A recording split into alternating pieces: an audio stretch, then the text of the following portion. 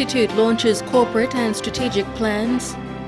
State releases 7 million kina for ward councillors. Post PNG pays dividend to state. This is NBC Papua New Guinea National News. Good evening, I'm Antonia Singut. The Jubilee Institute of Higher Education today launched its corporate and strategic plans as a potential university. The launching of the two documents is a foundation for the institute as a requirement by the Department of Higher Education. Esther Bralinwani reports. The Jubilee Institute of Higher Education, located in the Geru suburb of Port Moresby, launched its Corporate and Strategic Plan 2016 to 2020 today. Officiating at the launch was Minister for Higher Education, Francis Marus, Secretary Professor David Kavanamur, Assistant Secretary for Department of National Planning and Monitoring, Joshua Himina, and delegates from Jubilee Institute of Higher Education. The Institute Director, Professor Thaddeus Kambane, says the corporate plans highlights its goals and visions in the next 5 years. Marks a very significant pathway for Jubilee Institute of Higher Education. It provides us a guide as to what we envisage doing in the short to medium term and in the long term insofar as 2025. The Ministry of Higher Education, with the leadership of Malakai Tabar, approved the institutional accreditation process on the 25th May 2015. Professor Kambane has announced that a large percent of the 9 standards required by the higher learning institutions in the 21 recommendations have been achieved. I'm indeed pleased to echo the statement of the Chairman. 95% of those have been accomplished. There is about 5% which is actually beyond our control, and that control, which I will later, when I present to you, Minister, the challenges we have.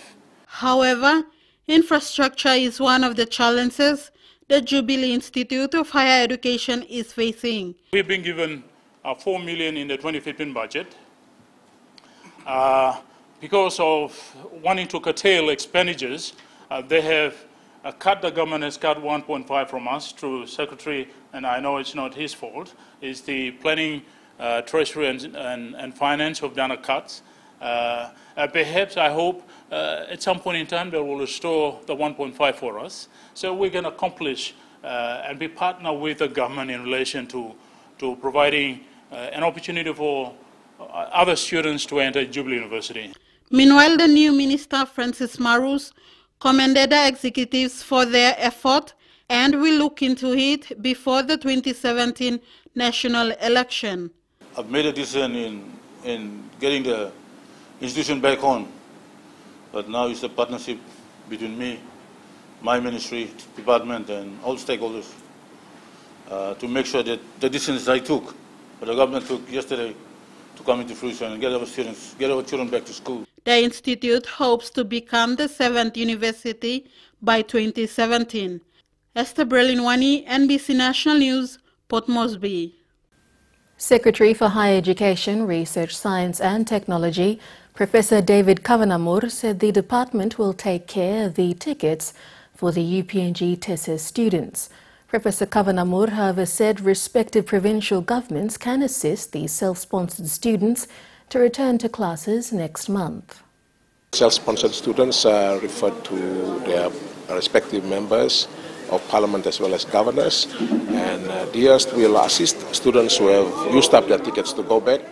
We've submitted a budget to government to have return tickets for those students. So Cabinet has made a decision and made a decision in relation to funding for infrastructure rehabilitation, just to ensure that students get back to dormitories that are in good conditions, as well as additional funding for board and lodging. There will be some extra cost in relation to the tickets because that was not anticipated in the initial Cabinet submission, but we will resubmit that to Cabinet under our new minister. So I have alerted him of the fact that that those students that have gone home using their return tickets will have to be asked to come back. But for now, we appeal for understanding from stakeholders, from the parents, to ensure that their children come back to school, and we will work through the government processes to have those tickets reimbursed. The national government has released 7 million kina through the Department of Provincial and Local Level Government Affairs to pay the monthly allowances for ward councillors nationwide. This is part of the policy decision by the government for all ward councillors to be paid since last year.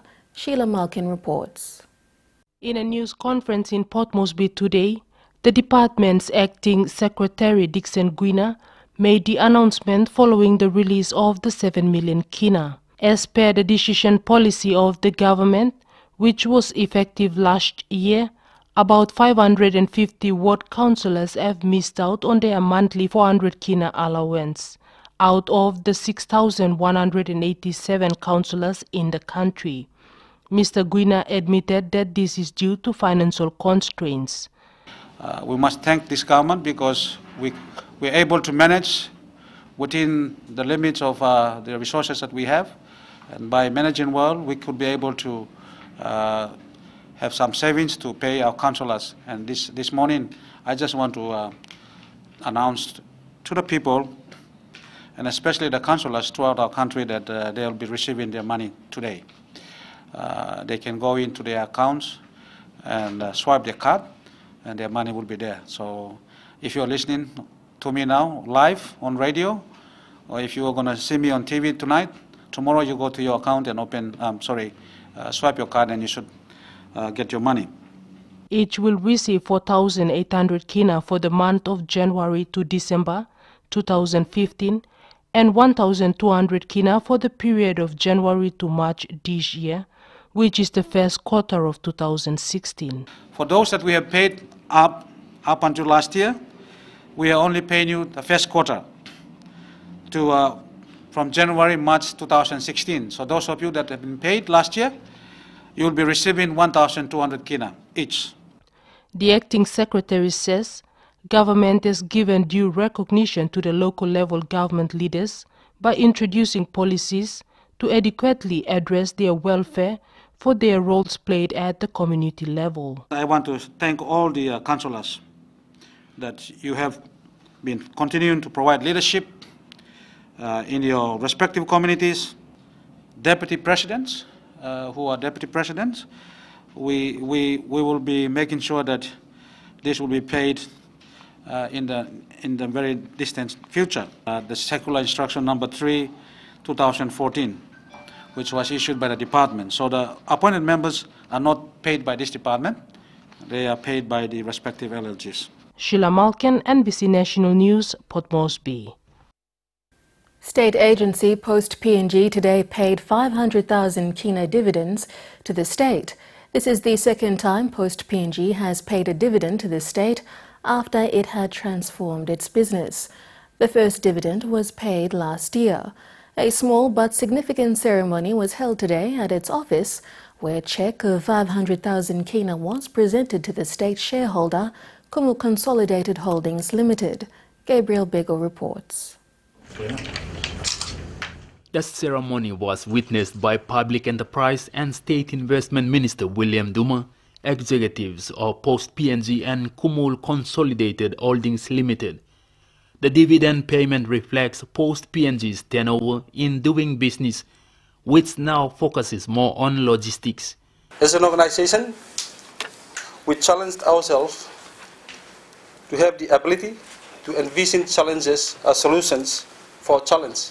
The process has started for us, and we are very determined to take this business to the next level. This is the second year Post PNG is paying the state its dividend.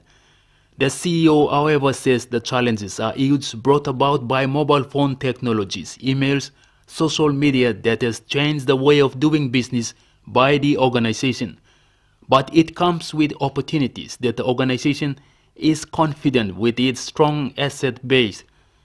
It all attributes to the board and management's determination to change the way of doing business. The real solution in business opportunity is in providing highly efficient and reliable air freight, sea freight and cartage services. We have developed a relationship with international logistic partners. We now have in-house custom brokers and bonded air freight warehouse in Leh and in Mosby. 2 years ago, we injected about 40 million into the business, and to have received 2 lots of dividends, I think is a job well done.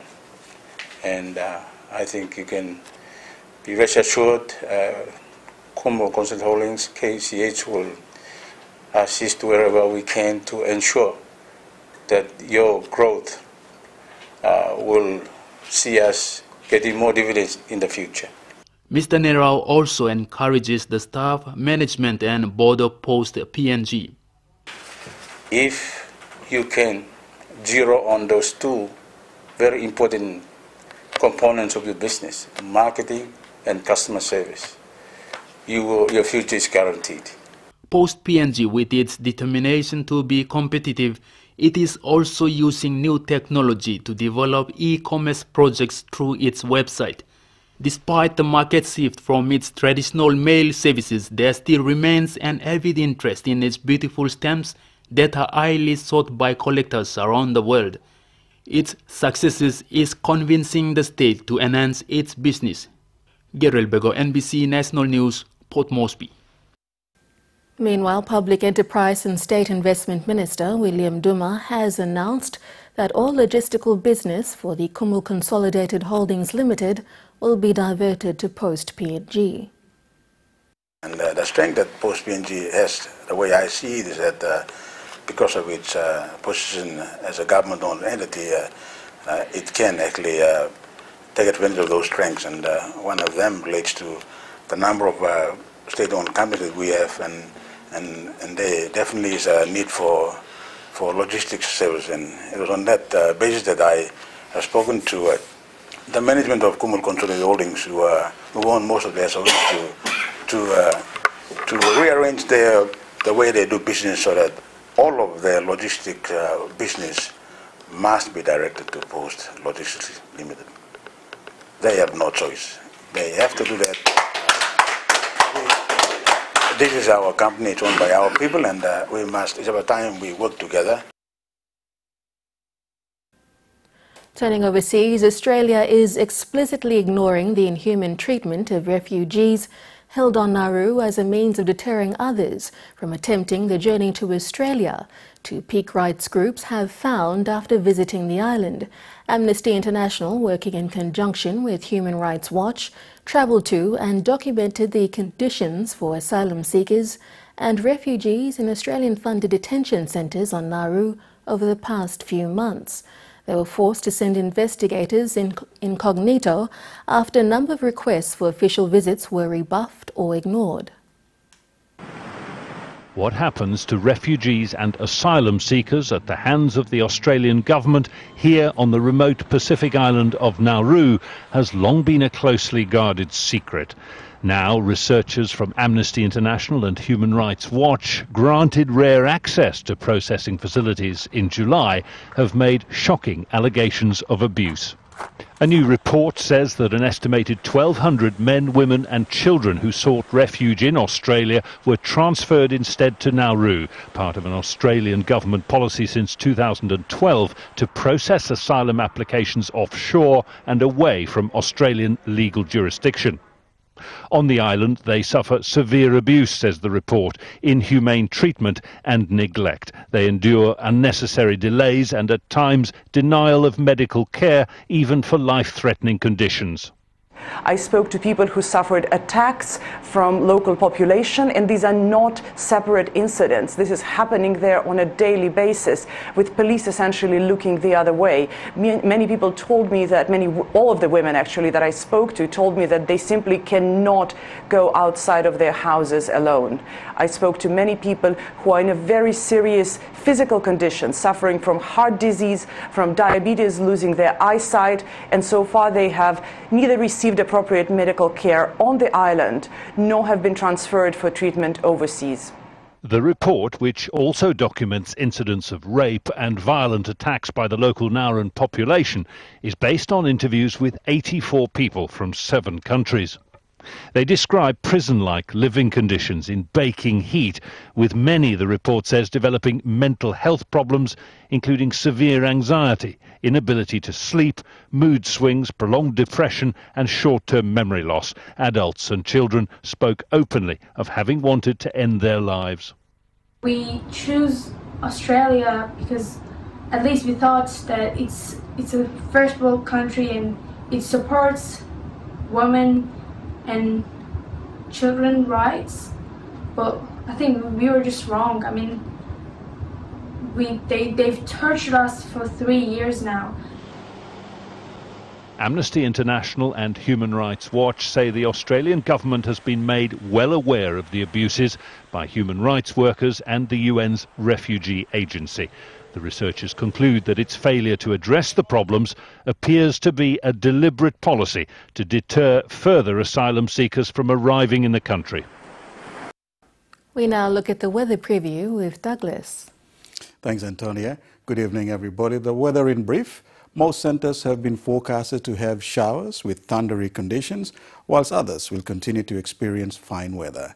I'll have all the weather details a little late in the bulletin. For now, though, Antonia, it's back to you. Thank you, Douglas. Coming up next, after the break, Telefomin MP appeals for government support and US President calls on Republicans to reject their presidential nominee, Donald Trump. Stay with us on NBC National News.